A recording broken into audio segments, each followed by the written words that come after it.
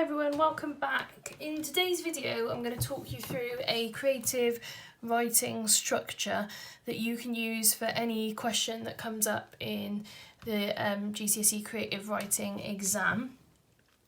As you know, the question is going to look something like this. You're going to have some sort of image and some instructions, but this and normally one of them's a description one and one of them's a narrative one normally, although they can give you both, two of one for example.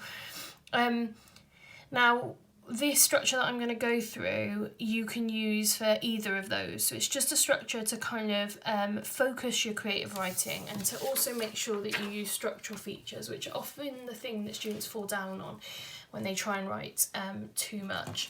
So what I want you to do is make sure that you are writing all this down in your book. So both the, when I talk through it, and I'm going to do an example as well for the picture you just saw. So it would be useful to have notes on this. So I would just do a title at the top. I'm going to need at the top of your page, just put planning structure, okay, and I'm just going to talk you through the four paragraph types and the types of things you're going to include in them, and then I'll do an example. So the structure is really simple and easy to use to apply to anything. So the first paragraph we call the drop paragraph. Now, in the drop paragraph, what you do is you essentially describe your immediate surroundings. So whether you are in the jungle or whether you've decided to do a different setting, that's fine, or whatever the setting, whatever the image is, you're describing everything that's around you. So in order to do that, you need to use the senses. So in detail, everything you can see, what you can hear, if relevant, what you can smell or taste, and again, if relevant, what you can touch. Now these ones can often be quite clunky, so I would say focus on the seeing and the hearing. You can get a whole paragraph out of sounds, but just be careful with these because sometimes you can end up sounding a bit robotic and mechanical if you just say I can see this, I can hear this. It sounds a bit silly, and no book starts with something like that.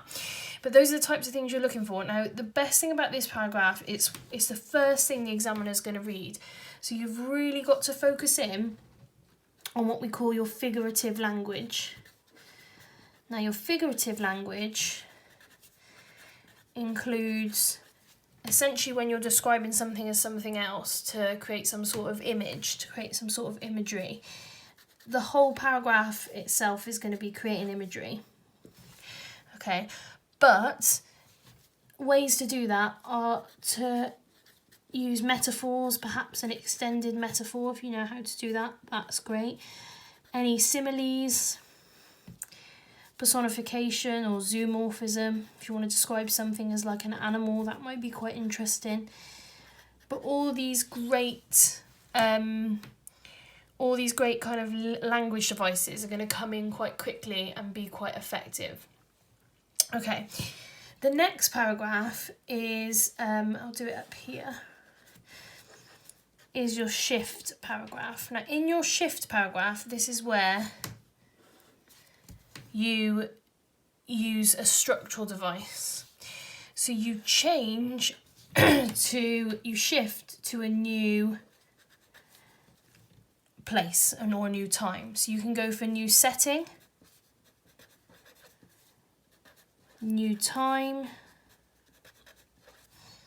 perhaps even a new mood or atmosphere. Now in terms of this, what you're going to be using is probably a flashback or a flash forward, and you're going to try and make that clear to the examiner that you're not just describing the same place or the same time. Okay, that is the best way of getting some sort of structural device in and pushing up your marks for structure. And the next paragraph, you can now go back to where your drop setting is, or you might stick with wherever you've shifted to, that's your choice. This is really easy. So you go drop, shift, you then zoom in. So if you imagine a camera in a film, that's kind of what this is based on. So the camera drops into the main setting, it shifts to somewhere else like a scene change, then it zooms in on something, and then lastly you're going to zoom out. So I'll just explain those last two. Okay, so when the camera zooms in, I suggest you choose one thing to focus on. Now this completely depends what you choose your narrative to be about. So for example, if you're doing a story and you're trying to do a narrative and you're trying to follow Freytag's pyramid and maybe you need to get to the climax or you need an event to happen, this will be where that happens. If you're focusing more on description, you might just choose one specific object in that image and just really focus in on it. Another thing to do is if you want it again to be a narrative and you want to have a person in there, or even if the picture already has a person in there, you might just zoom in on the character and describe them and what they're feeling, what they're thinking about. So zoom in is quite easy. Zoom out is where you kind of go beyond the picture. Because remember, as I said in the other video, the picture is just inspiration and we're not confined to the four corners of this.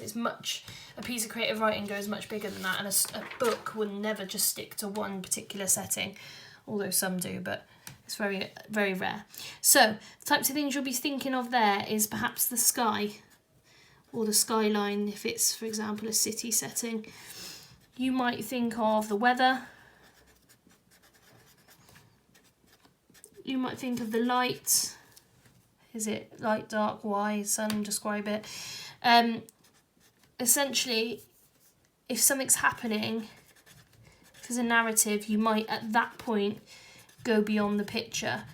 But it takes all the way up to the end. Essentially, you're only in your final paragraph, might something physically start happening, maybe in your third paragraph. I've done them in this order because this is the typical order to do them in. Although you can, in theory, sometimes start with the zooming in and then switch it up a bit. That's your choice. The reason we teach this planning structure for GCSE is because often when we get students to plan a piece of creative writing, their ideas go everywhere and it all gets a bit silly. So sometimes this jungle picture, I don't know what you all planned, if you've given it a go and planned it, but some people might have something really ridiculous happening that spans over months, or journey through the jungle that, somebody ends up finding something and it all gets a bit silly. And really the best marks come from when you really focus in on a piece of description and you do it really well and really clever, in a kind of clever way, with lots of kind of interesting language and interesting vocabulary, rather than some kind of random story and loads of dialogue. So I'm going to do a quick example for you based on this image. I'm going to do this one, the description one. So in the middle, for example, you might put the location, just so you have an idea. So I'm going to start with my drop. I'm going to think about, for example, the things that I can see. So I can see lots of vines and I'm going to describe them as twisting. I might use a metaphor here. So some of the vines kind of look like snakes, so that I can make an extended metaphor. So think of words to do with snakes. So hissing, coiling, and then what I can do is describe the vines like that. I'm going to look at the colours now, that's often quite good. Now we don't just go for something as simple as green, we want to say what type of green it is. So there's some quite bright greens in the back, so I'm just going to go for lime green and It's kind of a mustard yellow, so I'll just go for that. I want to also mention the sounds. So I'm going to probably hear the trickling of water because that's a running, it seems to be running from somewhere. And I don't know why, but I always think of crickets in when there's like a leafy area. So there's my first one. And you're not writing full sentences in a plan, you're just jotting down words, and that's probably quite a lot. So in my shift, I think what I might do is go to the jungle at night time and have it, maybe this is quite positive and I might change the atmosphere and maybe make it a little bit darker and a little more sinister. So maybe if I describe the sun goes down, maybe darkness spreads. I could always link back to the vines, and now they can still be like snakes, but maybe they're ready to attack.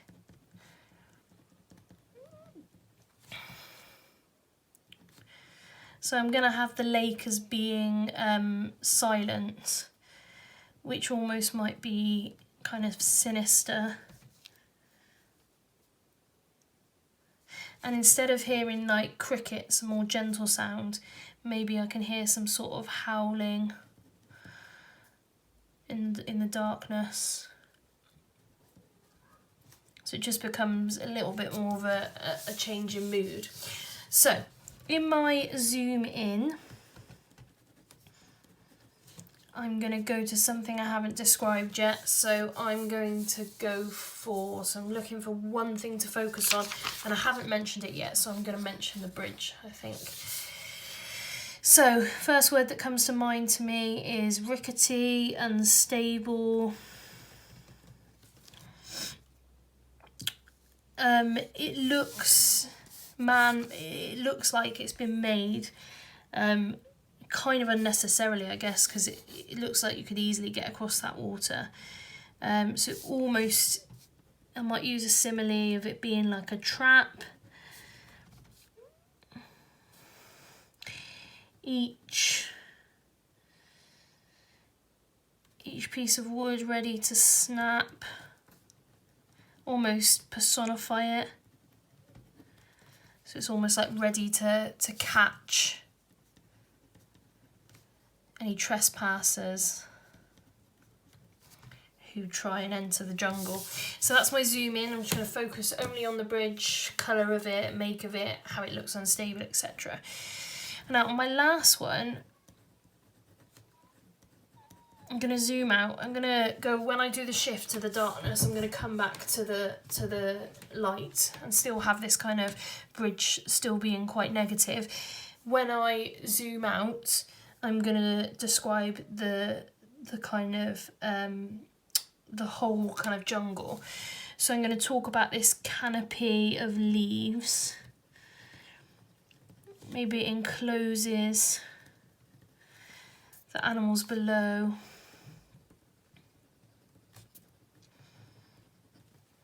Maybe I'm going to talk about the beams, the sunbeams. Maybe they break through the canopy. Maybe they struggle through the canopy because that gives them a bit more human aspect. Maybe if it's quite a hot day, I might describe the humidity. Maybe feel like there's a storm brewing. And what I'm going to try and do is have that cyclical narrative. So I'm going to end on the very first thing that I mention. Okay, and if I'm going to start with the vines, then maybe I'll have the vines kind of curling away from the impending storm. Okay, that plan took me about 5 minutes, but I know I've had a lot of practice, so I do it quite quickly, and a lot of it comes down to just lots of practice. So what you need to do is begin essentially practicing this plan. And over the next few weeks, the videos are going to be all about how you do, you know, skills to build each of these paragraph types, but in order to get ready for that, you need to do some planning practice. So use this structure as a basic structure, drop them into the picture. What can you see in the immediate surroundings? Almost imagine that they don't have the picture in front of them, because in a book you don't have pictures. Well, most novels you don't. So what can they see around them? What can you shift to? What sort of structural feature is going to be interesting? I've gone to the darkness in the nighttime because I want to show how the jungle has two sides to it.